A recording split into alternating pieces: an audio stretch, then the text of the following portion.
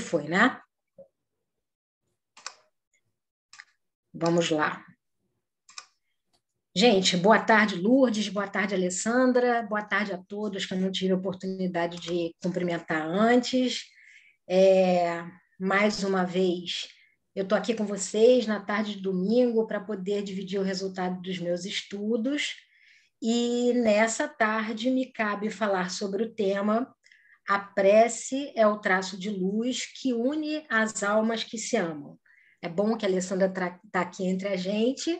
Quando eu recebo esses temas para falar, eu fico pensando assim, meu Deus do céu, o que eu vou escrever, ou vou falar, ou vou refletir sobre isso? Mas hoje eu decidi ir para uma forma mais light, por assim dizer, porque nós tivemos, na última semana do mês de junho, uma palestra sobre preces intercessórias, que foi o Ricardo quem deu, que falou muito sobre a parte técnica da prece, né? Falou da necessidade que todo ser humano tem de entrar em contato com uma força superior que ele supõe que o dirija. Falamos sobre energia da oração, sobre poder da oração. Ele também comentou conosco a respeito de pensamento, desejo, campo mental, deixou conosco algumas recomendações de como a gente pode fazer para melhorar a qualidade da nossa prece, para melhorar a qualidade da nossa oração. E eu escolhi hoje não ir para esse lado técnico, né? Eu vou tentar trabalhar, não sei exatamente se com o estudo de casos, mas com a apresentação de casos que me lembram exatamente essa situação de uma prece que uniu almas que se amam.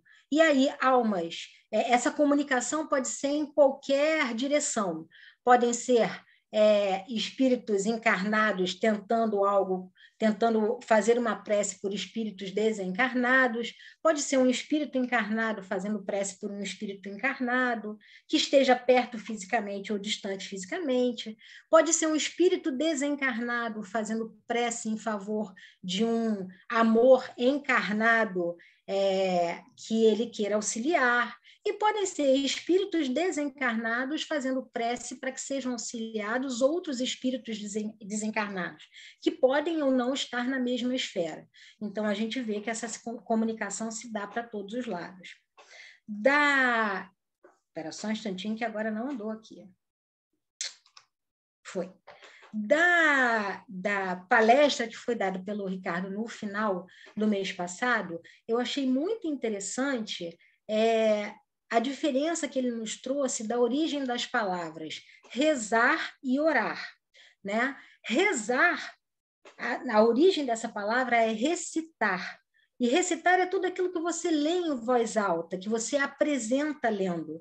Não necessariamente é que você está pensando naquelas palavras que você está reproduzindo. Você é um ledor e existe esse termo tecnicamente, né? Então, rezar seria mais bem empregado para aquelas situações em que a gente, de forma mecânica, repete preces que foram escritas por terceiros. Por outro lado, o orar é uma atitude completamente diferente. O orar é uma atitude em que você coloca o seu pensamento em favor de emitir uma mensagem. Você, de uma maneira sentida, de uma maneira refletida, você emite um desejo, emite um pensamento, como a gente sabe que é o que fazemos, é uma forma de você se comunicar com essa força maior, com essa espiritualidade, com Deus para a gente, né? Então, orar é uma conexão. Orar é a forma de nós entrarmos com qualidade no fluido cósmico universal, de nós projetarmos o nosso pensamento com qualidade para Deus. E aí, eu só vou trazer para vocês duas questões do Livro dos Espíritos que vão cobrir todo o nosso estudo da parte de hoje, né? Na questão, primeiro, eu achei interessantíssimo reparar quando eu entrei no Livro dos Espíritos digital e eu fiz a procura pela palavra prece, eu fui encontrar os estudos sobre a prece dentro do capítulo que fala de lei da adoração. E, portanto, é uma das leis que integra as leis morais que estão todas lá naquela parte terceira do Livro dos Espíritos. Eu achei interessante a gente prestar atenção, porque, assim, leis morais, leis universais, essas leis de Deus, em tese, é tudo aquilo que a gente tem que, eu vou botar entre muitas aspas, obedecer para termos uma caminhada espiritual mais tranquila. Quando nós estamos alinhados com as leis morais, nós estamos seguindo mais rapidamente, com mais qualidade, em direção a Deus, em direção a nos tornarmos espíritos puros, né? Então, eu achei interessante compreender a prece como um instrumento, como uma ferramenta que nos é dada por Deus, que está inscrito na nossa consciência, para que a gente percorra esse caminho de uma maneira mais segura. E aí, Kardec perguntou para os espíritos lá na questão 658, agrada a Deus a prece? Responderam os espíritos, a prece é sempre agradável a Deus, quando ditada pelo coração, pois para ele a intenção é tudo. Assim, preferível lhe é a prece do íntimo à prece lida, por mais bela que seja, se for lida mais com os lábios do que com o coração. Agrada-lhe a prece quando dita com fé, com fervor e sinceridade. Mas não creais que o toque é do homem fútil, orgulhoso e egoísta, a menos que signifique de sua parte um ato de sincero arrependimento e de verdadeira humildade. Então, a gente pode dizer que o conceito de prece que agrada a Deus, que nos foi trazido pela espiritualidade que criou a codificação, ou que ditou ditou não, né? Que passou a codificação para Kardec, é um conceito muito semelhante àquele da origem da palavra orar, né? É a prece do coração. Em uma outra pergunta, mais adiante, pergunta de número 662, Kardec perguntou para os espíritos, pode-se com utilidade orar por outra pessoa? E os espíritos responderam, o espírito de quem ora atua pela sua vontade de praticar o bem. Atrai a si, mediante a prece, os bons espíritos, e estes se associam ao bem que deseje fazer. Pois nós todos estávamos aí um pouquinho antes da palestra, falando justamente sobre isso, o quanto nós estamos empenhando nossas preces, pedindo para os bons espíritos acompanharem uma irmã nossa que está numa situação de saúde delicada. Todas as vezes que nós fazemos isso de uma maneira dedicada, de uma maneira sentida, a gente pode contar com o auxílio espiritual. E veio Kardec comentando essa pergunta, dizendo que o pensamento e a vontade são elementos, né, que a forma de expressar a nossa prece, né, representam em nós um poder de ação que alcança muito além dos limites da nossa esfera corporal. Esse é o campo de atuação da nossa prece, né? Os limites que vão além do nosso corpo físico. É o poder que a gente tem de um lugar emanar bons pensamentos, pedir auxílio a espíritos que não estejam próximos a gente, né? Para que eles possam nos auxiliar e auxiliar a pessoa por quem a gente pede. A prece que façamos por outro é um ato dessa vontade. Se for ardente e sincera, pode chamar em auxílio daqueles por quem oramos os bons espíritos, que lhe virão sugerir bons pensamentos e dar a força de que necessitem seu corpo e sua alma. Mas ainda que a prece do coração é tudo, a dos lábios nada vale. Então, depois de fazer essa introduçãozinha com vocês, de dar para vocês a diretriz de Kardec em relação a esse tema, eu vou contar para vocês 3 histórias. Né? Eu selecionei 3 da literatura espírita subsidiária. A primeira delas, uma historiazinha que está nesse livro, No Mundo Maior, que é o 5º livro da série Nosso Lar, que foi psicografada pelo Chico Xavier, e na qual o espírito André Luiz, que é o autor espiritual, vai se ocupar em contar para a gente como o mundo espiritual entende os desequilíbrios mentais e o que nós podemos fazer para readquirir a harmonia mental aqui no plano terrestre. Dentro dessa proposta do André Luiz, ele vai estar acompanhado pelo irmão espiritual Calderaro, que é quem vai guiar essa missão dele na Terra, e eles vão presenciar a história de uma senhora chamada Cândida. Essa senhora, ela ficou viúva relativamente jovem, em condições econômicas não muito confortáveis e com 3 filhos, 2 rapazes mais velhos e uma moça bem criança ainda.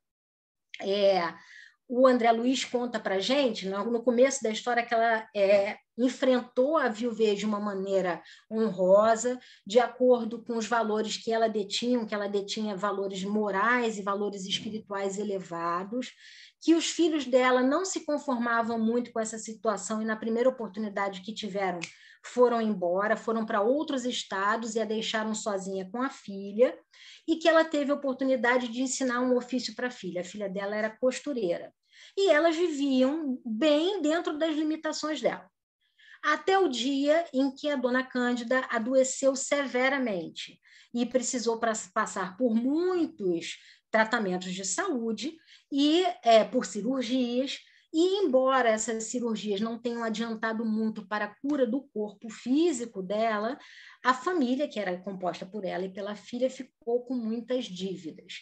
E é nesse ponto que a gente encontra. Essa senhora está prestes a desencarnar, e um dos motivos pelos quais ela não consegue o desprendimento é a preocupação dela com a situação da filha. Então, esses são os personagens da história que eu tinha narrado para vocês agora há pouco. E aí nós temos, nós falamos da dona Cândida, agora eu vou falar de Julieta. Julieta é a filha dela. Julieta é a moça que aprendeu o ofício da costura, que sustentava. Ela e a mãe trabalhavam, depois ela ficou trabalhando, mas não foi o suficiente para enfrentar os gastos decorrentes do tratamento de saúde pelo qual a mãe precisou passar. Ela tentou a ajuda de amigos, tentou a ajuda de familiares, mas a história nos conta que todo mundo bateu a porta na cara dela e ela ficou sozinha mesmo. Desesperada, ela se submete a trabalhar como cantora e dançarina numa casa noturna. Essa história é mais ou menos da década de 40. E, embora não fosse o objetivo dela, sujeita a tentações, ela acabou se envolvendo com um homem, e esse homem pagou para que ela deixasse de ser costureira, pagou para que ela deixasse o quartinho humilde no qual ela morava, e ela passou a morar nesse clube noturno e está à disposição dele sempre. O nome desse senhor não, era um rapaz, Paulino. E aí, no momento de conversa entre a mãe e a filha, a gente vai perceber que a mãe está muito preocupada com a situação dela, de como ela vai sobreviver ao falecimento da mãe, ao desencarne da mãe, e se ela vai se manter íntegra aquelas ideias morais e espirituais que a dona Cândida tinha. E a filha, por sua vez, não querendo levar mais problemas para a mãe, não consegue dividir com ela o problema econômico pelo qual elas estão passando. Ela diz que obteve empréstimos, ela diz que obteve ajuda, mas ela não conta para a mãe que elas estão passando por essa situação difícil. E aí, nesse momento, Calderaro, que é o amigo espiritual do André Luiz, que está guiando ele nessa missão, diz assim: as preces maternas da dona Cândida acompanhavam-na através do escabroso caminho pelo qual ela estava passando. E Cândida não tem sofrido em vão. Colaboradora fiel de muitos serviços, é credora de muitas bênçãos. Então, nós vamos ver que essa jovem Julieta estava passando por conflitos dificílimos, porque a formação moral e espiritual que ela teve estava em conflito com a conduta que ela estava tendo que adotar para poder enfrentar essas questões de ordem econômica. E ela estava literalmente sofrendo e adoecendo muito com isso. Olha o que o André Luiz, quando começa a observá-la de maneira mais próxima, ele consegue enxergar do mundo espiritual. Vibrações pesadas, caracterizando-se pela cor muito escura, desciam de sua fronte e fixavam-se no aparelho respiratório. Represando-se na pleura, invadiam os alvéolos e daí passavam ao coração, influenciando as trocas sanguíneas, momento em que a substância fluídica das emissões mentais se esvanecia, absorvidas pelas artérias. André percebeu, então, que esse material, originado na mente perturbada, imprimia-se no mecanismo fisiológico, era assimilado pelo sangue, que, ao seu turno, restituía ao cérebro físico, acumulando-se em todas as zonas deste, mais próximas da substância cinzenta. Então, o que o André estava percebendo é que esses problemas emocionais dela estavam repercutindo no corpo físico de uma maneira assombrosa. E aí o Calderaro, que era o orientador dele, disse que mais do que esses distúrbios orgânicos, a mente dela, desvairada, estava emitindo forças destrutivas que podem atingir os outros, mas alcançam, em primeiro lugar, o cosmo orgânico do emissor. Julieta, quando decidiu por um gênero de vida que lhe provocava violentos e contínuos conflitos na mente, passou a despedir energias fatais para ela mesma. Então, assim, ela estava acabando com a saúde dela.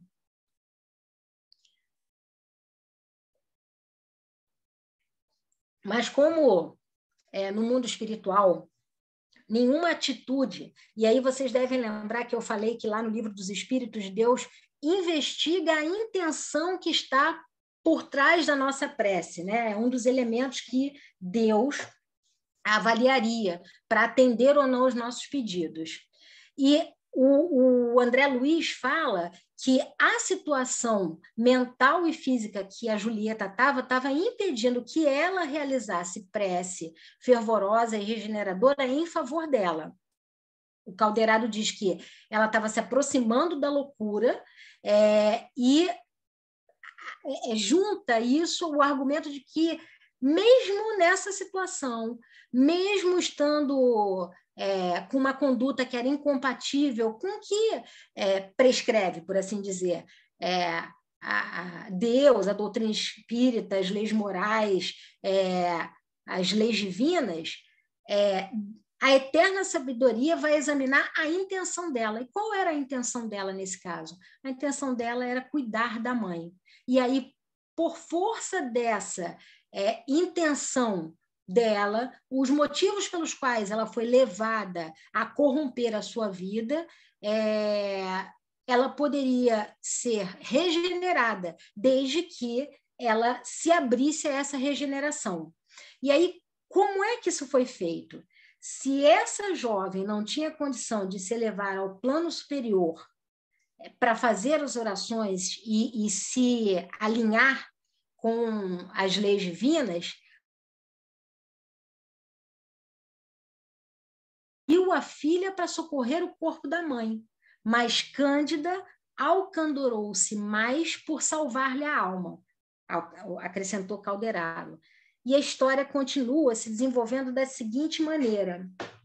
Quando o André Luiz viu essa massa se formando, esse material escuro se formando no cérebro dela, ele ficou impressionado, narrou a situação, e aí o que o Calderaro faz? Ele limpa um pouco desse material escuro para poder aliviar as sensações e as dores pelas quais a Julieta está passando.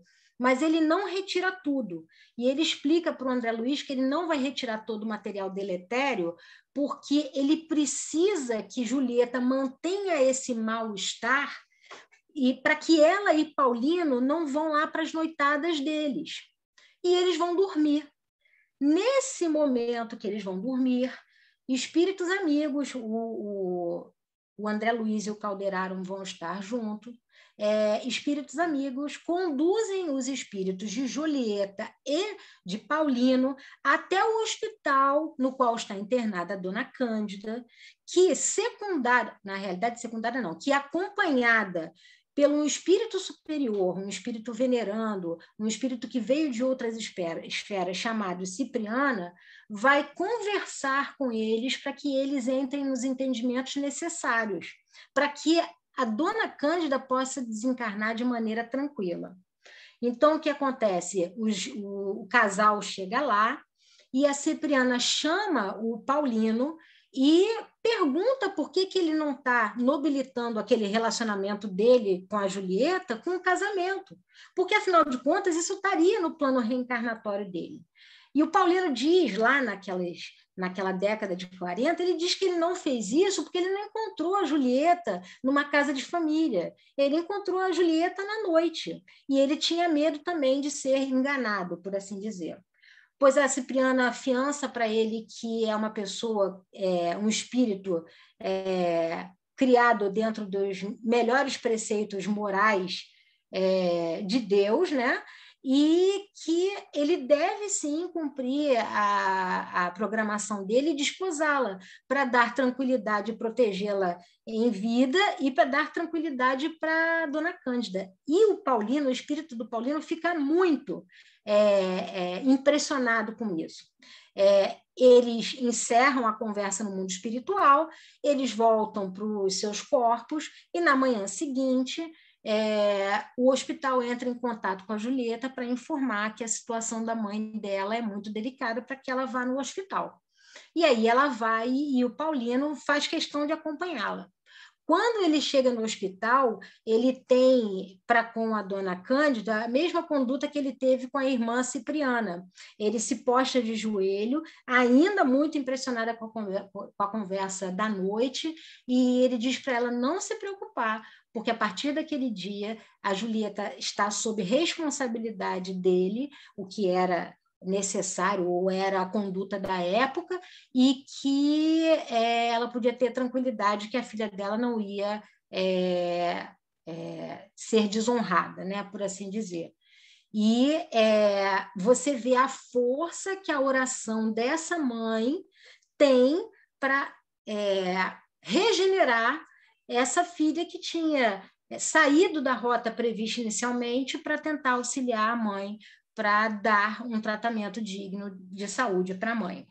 E aí, no capítulo seguinte, André Luiz, ainda naqueles questionamentos intensos dele, quando ele desce para as missões na Terra, o Calderaro está explicando que existe um esforço especial do mundo espiritual para evitar que as pessoas consumem processos tendentes à loucura, e o André Luiz pergunta, mas como é o trabalho? Ele acontece de forma aleatória, indiscriminada? Como é que esses auxílios eles são determinados? E o Calderaro diz que não tem nada de aleatório, que existe um senso de ordem que preside o trabalho espiritual e que quase sempre é a força intercessória, quer dizer, a prece intercessória, que determina o processo de ajuda. E fala da prece. A prece, representada pelo desejo não manifestado, pelas aspirações íntimas ou pelas petições declaradas provenientes, tanto faz se for de zona superior ou do fundo do vale das paixões humanas, em rigor, o ascendente de nossas atividades. Quer dizer, a prece é o que rege as atividades do mundo espiritual, em rigor. E aí o Calderaro acrescenta que não são orações de religião A, B ou C, que a espiritualidade colabora com o espírito eterno em sua ascensão à zona divina, acrescentando novas forças ao bem, onde ele se encontra, independentemente de formas dogmáticas ou não, com que ele se manifeste nos círculos humanos. Então, é aquela segunda questão do Livro dos Espíritos, aquela 662, onde eu falei que Os espíritos nos explicaram que o nosso pedido por outra pessoa, quando a gente imprime nosso desejo, nosso pensamento, ele clama por bons espíritos que ajudam as situações a serem resolvidas na medida do merecimento e das possibilidades, né? E aí a gente passa para a segunda história. Uma segunda história que eu acredito que exemplifique bem o tema da tarde de hoje. Prece é o traço de luz que une almas que se amam. Esse livro daqui é um marco da literatura espírita. Foi um livro que ficou 30 e poucos anos numa gaveta. Ele é de autoria de Camilo Castelo, autoria espiritual do Camilo Castelo Branco, mas o próprio prefácio da obra, a introdução da obra, nos contam que o espírito Charles, que era um espírito protetor da Dona Ivone, e que Leon Denis se empenharam na releitura dos originais para que ele pudesse ser lançado, e é um livro que é da psicografia da Dona Ivone, né?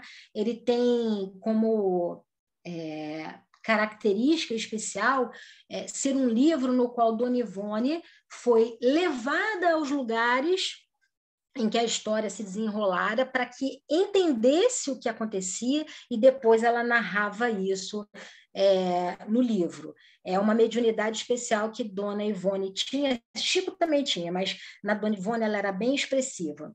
E para a gente falar do caso Margaridinha, que é um caso muito famoso, a gente vai precisar falar de um personagem chamado Jerônimo, personagem com todo respeito, chamado Jerônimo.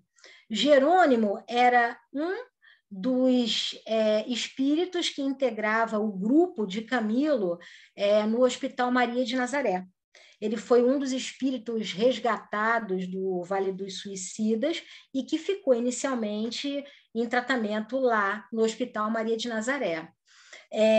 Em vida, Jerônimo era um comerciante, um importador, exportador de vinhos, muito bem sucedido, com muito, muito dinheiro, ele era um homem rico, e sua relação com a família era uma relação que não era baseada em valores, mas era baseada em coisas, né? Camilo mimava muito os filhos, a esposa, e, de certa maneira, até os estragava com muito luxo. E era um homem que lidava com a religiosidade de uma maneira formal. Ele era um católico que, como à época, a história se passa no final dos anos 1800, ele pagava pelos favores religiosos, pagava para que orassem para ele, né? E quando a falência se abate sobre os negócios do Jerônimo, ele não consegue lidar com essa circunstância, ele diz que não vai se sujeitar às humilhações e ele comete o suicídio. Ele comete o suicídio, ele deixa a esposa, que não soube se adequar à nova situação também, e deixa 4 filhos, 2 moças mais velhas e 2 crianças.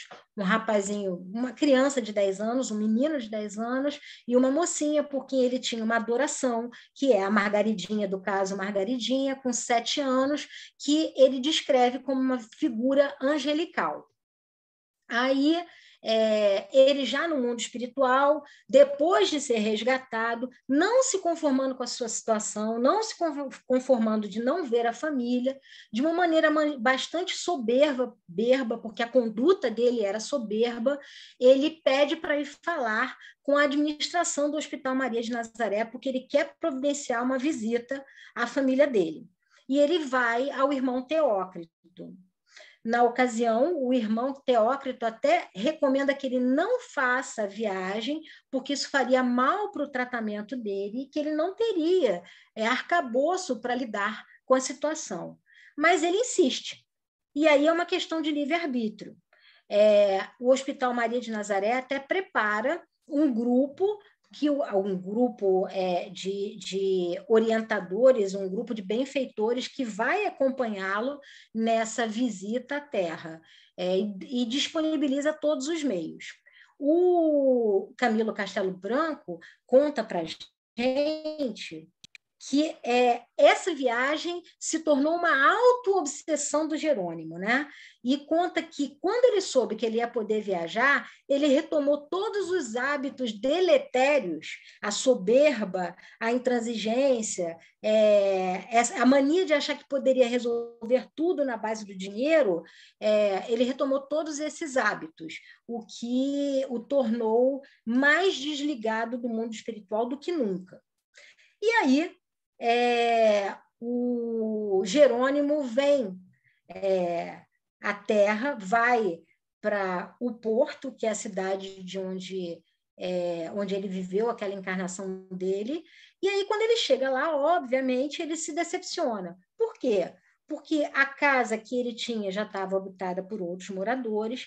Ele toma um susto, porque por um calendário fixado num dos cômodos da casa, ele percebe que entre o ato dele de violação da vida e aquele momento, 13 anos já tinham se passado, e ele não sabia o que teria sido desse tempo, porque ele se desorientou nesse sentido. E aí, quando essas situações se abatem sobre o espírito dele, ele entra numa vibração, obviamente, muito negativa, o que chama curiosos e vagabundos do plano espiritual, do plano invisível, e esses espíritos mais inferiores, eles não hesitam em começar a assodá-lo, né? E aí eles falam exatamente o seguinte: pois saibas tu que daí foram todos enxotados há muitos anos. Procura teu filho Albino na penitenciária de Lisboa. Tua Margaridinha nas sarjetas do Cais da Ribeira, vendendo peixes, fretes e amores a quem se dignar remunerá-la com mais prodigalidade. Explorada pela própria mãe, tua esposa Zulmira, a quem habituaste a luxo exorbitante para as tuas posses, e cujo orgulho jamais pôde afazer-se ao trabalho digno e à pobreza.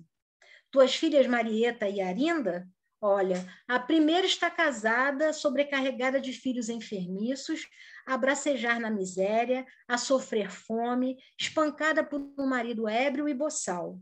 A segunda, empregada de hotéis de quinta ordem, a lavar chão, a brunir panelas, a limpar botas de viajantes imundos. É nesse momento que o Jerônimo percebe que o desequilíbrio que o levou a cometer o ato de suicídio acabou, em rigor, desequilibrando toda a família dele. Mas, mesmo assim, empedernido que era aquele espírito, ele não cede. Ele exige dos companheiros que estão acompanhando-o nessa viagem que ele vá testemunhar a situação dos filhos. E, de novo, livre-arbítrio, ele é acompanhado até esses lugares. E ele vai visitar o filho na prisão, percebe a depressão na qual o filho, pela qual o filho está passando, ele vai ver a filha Margaridinha no Cais da Ribeira, percebe tudo aquilo que ele a prejudicou, e os dois, sentindo a presença daquele espírito, que é uma presença difícil, porque é a presença de um espírito que atentou contra a própria vida, vertem orações para o mundo espiritual. Todos dois falando que o amavam, que sentiam muita saudade dele e que sentem muita dificuldade de ter seguido na vida sem o auxílio paternal. E ele não aguentou. Depois que ele passa pelas duas orações, ele surta.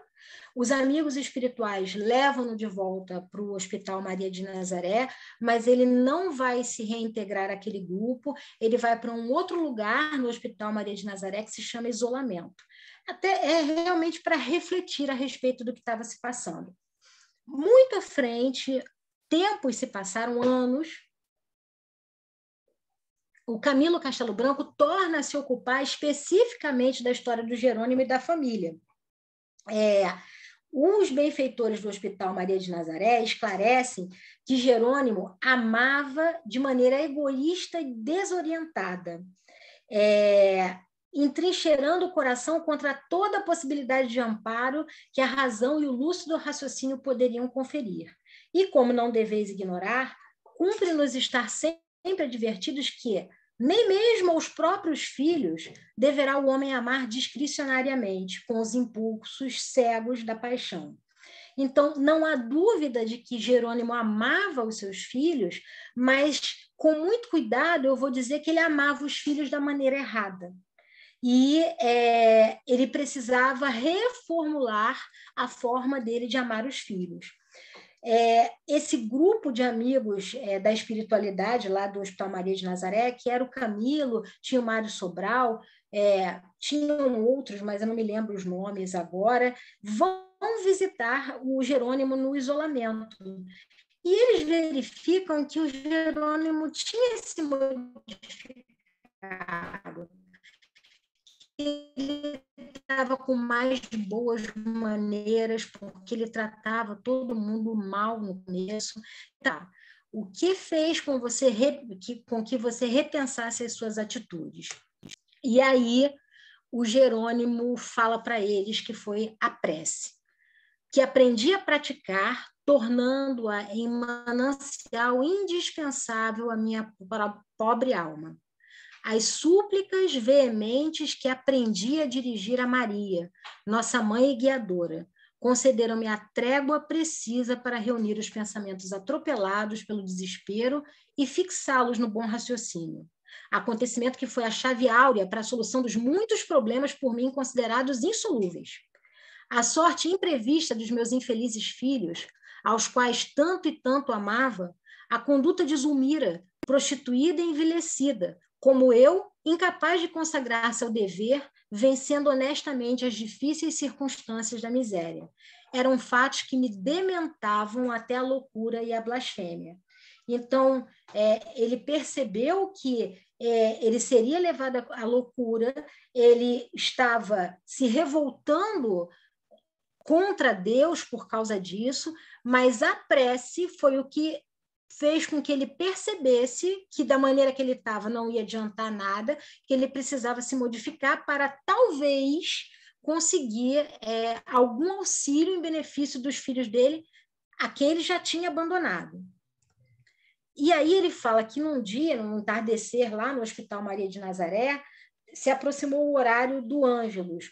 O Ângelus é aquele momento das 6 horas da tarde, onde o mundo espiritual costuma parar para realizar uma prece em favor do planeta, em favor dos espíritos. É um momento sublime na espiritualidade, que muitos de nós reproduzem aqui também. É a famosa hora da Ave Maria. Muita gente, hoje em dia, ou até hoje, para as 6 horas para condicionar o seu pensamento ao mundo espiritual, né? E aí o Jerônimo continua falando que ele reportou, né, dirigiu o pensamento dele ao seio maternal de Maria, mãe boníssima dos pecadores e aflitos, e com um coração palpitante de fé, aguardei o solene momento da oração. Quer dizer, condições possíveis para poder emitir uma prece que expressasse aquilo de que ele precisava. E aí eu vou pedir licença a vocês, porque o trecho que vem a seguir é longo, mas eu acho que é muito interessante de ser lido integralmente para que a gente possa compreender a história. Disse o Jerônimo: orei dessa vez como nunca, jamais havia orado. Supliquei à amorosa mãe do nosso Redentor assistência e misericórdia para os meus filhos, que intercedesse junto a Jesus nosso Senhor, no sentido de beneficiar as infelizes crianças por mim abandonadas aos inclementes arremessos da adversidade. Nomeei Margaridinha, minha pobre caçula, atirada à lama das sarjetas pela orfandade em que se vira com o meu suicídio. Lembrei Albino, atirada a um cárcere no verdor dos anos, porque um pai não tivera digno bastante para lhe prover caminhos e orientações honrosas, pois que eu que fora o pai, que perante Deus e a sociedade me comprometera a nobre missão da paternidade, desonrara-me e desonrara-o com os maus exemplos deixados com uma única e pervertida herança. Bradei por sua maternal intervenção em torno da angustiosa situação de ambos, ainda que meus próprios sofrimentos se dilatassem por indeterminado tempo. Oferecia-lhe como penhor do meu reconhecimento por qualquer benefício que lhes concedesse sua terna compassividade de mãe, a renúncia a eles próprios, pois bem reconhecia eu não merecer a sacrossanta missão da paternidade. Afastar-me-ia para sempre, se tanto fosse necessário, mas que Margaridinha, sob seu maternal amparo, fosse afastada do cais da ribeira e Albino não levasse o desespero até arrojar-se ao suicídio, antes se resignasse ao cárcere, ao exílio, onde mais tarde poderia reabilitar-se, quem o saberia. Então, foi essa a prece de Jerônimo, que, pela sua força, pela sua intenção, revestida de todos os sentimentos mais nobres, essa prece chegou a Maria de Nazaré. Vejam bem, ele era um espírito extremamente devedor, ele era um espírito suicida. E mesmo assim, uma prece dele atravessou céus, por assim dizer, né? Mas atravessou escalas espirituais e pôde alcançar Maria de Nazaré. E ela respondeu. Ela atendeu a prece, ao que todos lá no Hospital Maria de Nazaré disseram que ele tinha que agradecer muito, e ela atendeu a intervenção, e atendeu de uma forma muito interessante. Houve a alta espiritualidade, fez uma reprogramação na encarnação de Albino e Margarida, de maneira que eles pudessem voltar a ter uma vida mais centrada, independente dos atos do ato do pai deles. E antes que vocês se preocupem, a programação espiritual das duas filhas mais velhas era aquela mesma. Ele não se descuidou das mais velhas, não. Aí o Jerônimo ficou sabendo que esses dois filhos, a Margaridinha e o Albino, iam ser atraídos para um posto de serviço, e a primeira coisa que iam fazer era cuidar do espírito deles. Uma caridosa corrente de amor, vejam, uma corrente de amor mobilizada pela oração dele. Simpatia e proteção seria estabelecida no entorno de Albino e Margaridinha. E qual foi a solução no mundo espiritual, né? Eles precisavam retirar a Margaridinha lá do prostíbulo que ela se encontrava, né? Então, parece que eles aproveitaram uma noite em que ela estava sendo embebedada por vários homens. Os espíritos responsáveis por isso foram até o local e deram um choque, uma descarga magnética dela. E aí ela teve uma aparência que estava com doença grave e cambaleou e caiu em convulsão. Quando ela caiu, como só acontece quando a gente não está em boas companhias, todo mundo que estava no entorno incitando que ela bebesse, que dançasse, que se expusesse, todo mundo se mandou. E ela ficou sozinha, foi levada para o hospital. Ela foi hospitalizada e aí o espírito dela foi desligado temporariamente do corpo, removido para o posto de emergência. Ela foi tratada espiritualmente no mundo espiritual, isso repercutia no corpo físico dela, e ela também estava recebendo tratamento no mundo material.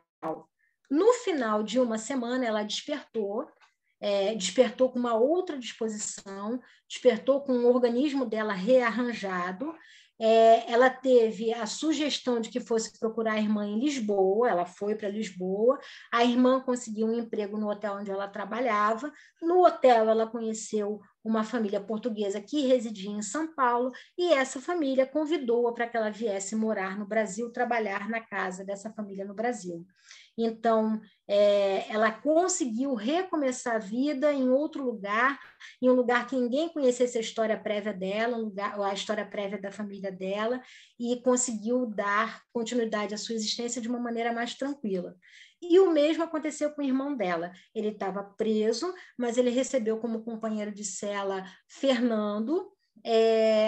Eu não me lembro exatamente, mas eu acho que até sugere no livro que Fernando já seria espírita, passou conceitos e valores para o Albino, de maneira que ele se fortaleceu. Pela lei, e se afastou da ideia de suicídio, que era uma preocupação. Pela lei portuguesa, o crime que ele teria cometido, ele foi exilado para o continente africano, só que chegando lá, foi verificado que ele não tinha cometido aquele crime, ele reencontrou a liberdade dele, ele constituiu família lá, e assim como a irmã tocou a vida, aí já não mais alcançado pelos efeitos deletérios da atitude do pai dele. Então, assim, a gente vê a força que a oração de Jerônimo teve a ponto de conseguir reorganizar a programação espiritual dos filhos com auxílio, intervenção, intercessão de Maria de Nazaré, e aí Jerônimo continuou no plano espiritual o tratamento dele com tranquilidade, dentro das possibilidades dele, é óbvio. E a terceira história que eu vou contar, contando com a boa vontade de vocês para escutá-la, é uma história que está narrada nesse livro, Nas Fronteiras da Loucura.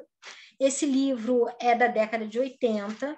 Na ocasião, o doutor Bezerra de Menezes, que é um dos personagens dessa história, vai pedir auxílio do mundo espiritual para estabelecer um hospital, um pronto-socorro, no Campo de Santana, que é um parque que existe aqui no Rio de Janeiro, na frente do Hospital Souza Guiar, durante o período de carnaval, porque é um período no qual tudo fica muito movimentado no mundo espiritual, repercutindo os excessos do plano físico, né? Nós vamos ter aí o espírito comunicante que conta essa história para a gente, o Manuel Filomeno de Miranda, e o psicógrafo é o Divaldo Franco. E aí nós vamos ter a história da Noemi. A Noemi foi uma moça que reencarnou já com provações no plano reencarnatório, com dificuldades em relação a Enalda, que era o espírito que ele recebia como mãe. O plano espiritual contava com um relacionamento maternal para tentar atenuar as diferenças que existiam entre elas. Mas, até onde a história conta, o sucesso não foi exatamente o que elas encontraram, não. O pai da Noemi era o Arthur, que já tinha desencarnado, era um médico muito dedicado às suas atividades, um médico que trabalhava muito em favor dos necessitados.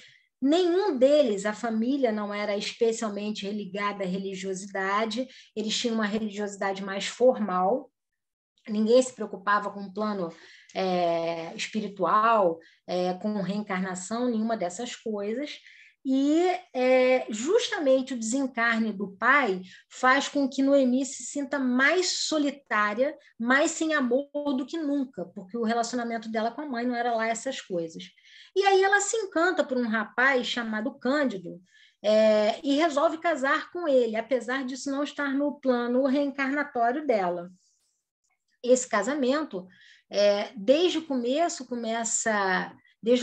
demonstra a sua fragilidade, com muitos problemas, muitas rusgas, que poderiam até ser mais facilmente suplantadas se houvesse amor. E uma das sugestões para que a situação deles se equilibre era que eles fossem morar na casa da mãe dela. A própria mãe sugere isso. E eles assim o fazem, para ver se a inexistência de problemas econômicos facilitaria a convivência entre eles. Só que dessa convivência próxima entre sogra e genro surge um relacionamento afetivo entre eles. Gostei muito como o Manuel Filomeno de Miranda falou, uma licenciosidade aconteceu entre eles. E aí, esse desequilíbrio dentro de casa possibilitou que um obsessor se aproximasse de Noemi e começasse a importuná-la.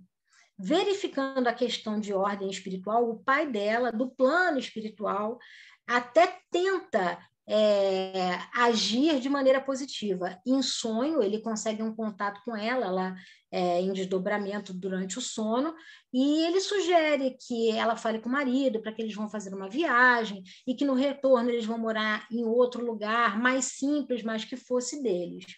A Noemi acorda com uma boa sensação, até tenta implementar essas ideias que o pai dela deu, mas o marido rechaça completamente e ela fica ainda mais irritada, mais chateada, obviamente mais suscetível à ação do obsessor que está ali de maneira contínua em cima dela.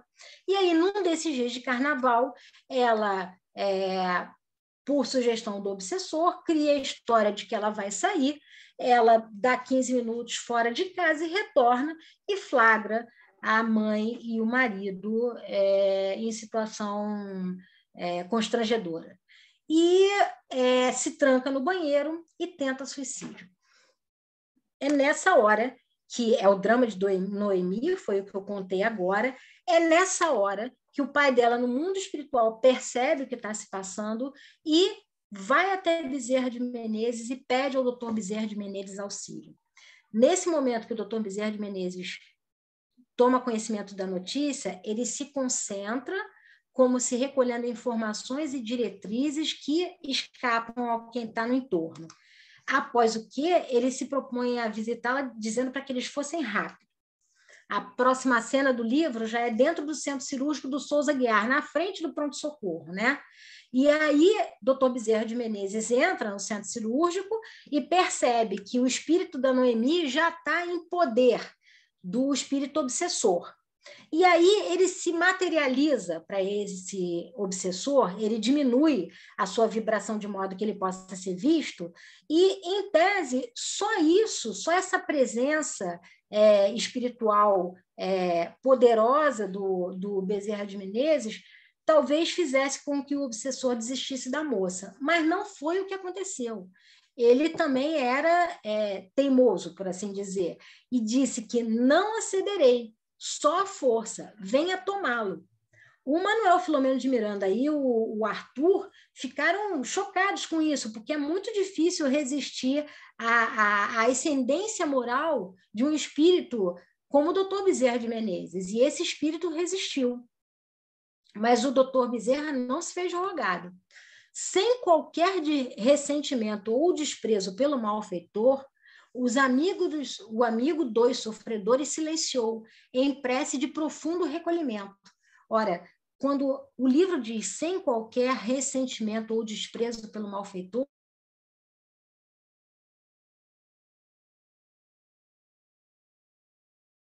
a gente não deveria orar tendo no coração nenhuma ofensa ou tendo raiva, que a gente deveria se limpar, né? Se tornar aberto a todas as influências da maneira mais positiva, sem nenhum obstáculo. Foi isso que o doutor Bezerra de Menezes fez. E à medida que o doutor Bezerra de Menezes se concentrava, ele começou a irradiar uma poderosa luz que saía do seu plexo solar, que é mais ou menos na altura da metade do tronco, tá? Em cima do estômago. E o plexo solar controla neurônios, manipula energias, vocês imaginem a situação. E inunda a sala de forte claridade espiritual. E aí ele fala, em nome de Deus, devolva essa jovem ao seu corpo. O espírito da treva ficou paralisado, soltou o espírito, e o espírito rapidamente foi tragado pelo corpo. E aí, doutor Bezerra vira para esse espírito obsessor e diz, sua anuência, veja bem, a gente está tratando aqui de uma questão de livre-arbítrio, ainda que tenha sido sobre forte coação, mas era livre-arbítrio.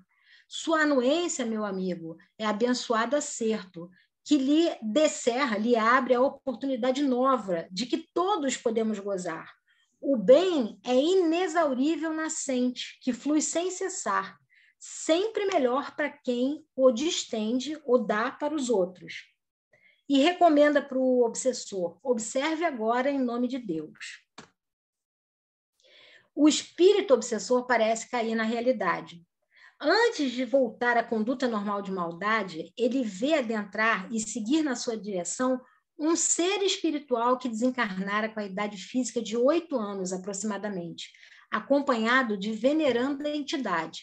E aqui é necessário falar para vocês o seguinte, que Noemi, o espírito da Noemi, em outras encarnações, tinha sido responsável por raptar a filhinha dileta do espírito obsessor. E isso foi o que os uniu, né? E aí, esse espírito de 8 anos, né? A pequenina ergueu os braços e exclamou entre soluços: papai, paizinho, meu paizinho. A surpresa aturdiu, mas a pequenina atirou-se-lhe nos braços, enquanto, aconchegando-a de encontro ao peito, ele, por sua vez, respondeu: filhinha, alma da minha alma, mamãe. E afogou-se em pranto de emoção superior, desde há muito represado. A anciã que trouxe, né, que trazia a filhinha inesquecida, de quem ele estava distante pela própria incúria, era sua genitora. Então, ele foi presenteado com a chegada da mãe e da filha naquele momento em que ele perdoou a Noemi, né? E é importante falar aqui que esse espírito obsessor ficou tanto tempo cristalizado na vingança, a gente vê muito isso na mesa mediúnica, tanto tempo cristalizado na vingança, em perturbar a vida da Noemi, que ele esqueceu da sua filha. Esqueceu não, ele não tinha acesso à sua filha e à sua mãe. Olha o que ele perdeu por ter ocupado o coração dele com um sentimento negativo, ao invés de ter tentado resolver na base do amor. E aí, narra o Manuel Filomeno de Miranda que os 3 afetos recobravam o tempo da longa separação em demorado amplexo de ternura e saudade. Como é que os espíritos benfeitores agem, né? Para a gente, já estou me encaminhando para o final. A mãe do obsessor pediu para o Bezerra de Menezes que o filho fosse tratado no início no posto de socorro, antes de ser transferido para outra instância. Então, assim, mesmo ele tendo sido um espírito obsessor, e vocês viram tantos adjetivos negativos que foram empregados para esse obsessor antes, nesse momento, o doutor Bezerra concedeu, chamou logo uma equipe lá do pronto-socorro, deu para ele todo o atendimento necessário e o levou para o pronto-socorro para que ele ficasse na melhor condição possível antes de seguir para outro lugar, para o tratamento redentor ao qual ele seria submetido, né? E foi nesse momento também que o autor do livro, o autor espiritual, Manuel Filomeno de Miranda, soube o que se passou naquele momento em que o doutor Bezerra recebeu a notícia do Arthur e o pedido de ajuda para a filha do Arthur. O mentor, ao parar, fez uma consulta à rede de informações da esfera espiritual para saber qual era o problema dessa obsessão que estava acontecendo ali e ver se poderia alguém ser encontrado para poder auxiliá-lo. E aí os mensageiros saíram, o que eles encontraram? Uma mãe e uma filha em oração, em vigília do bem, por aquele espírito obsessor, só aguardando o momento em que aquele espírito obsessor se abrisse ao bem, se abrisse às orações dela. E foi isso que auxiliou a situação. E aí a pergunta do Manuel Filomeno de Miranda: e se ele tivesse persistido no erro? Quer dizer, se ele não tivesse entregue aquele espírito devolvido a Noemi para o corpo físico dela? E o doutor Bezerra de Menezes respondeu: na verdade, ele não tinha plano B, né? Ele acreditava piamente nisso. Não há força que suplante o amor.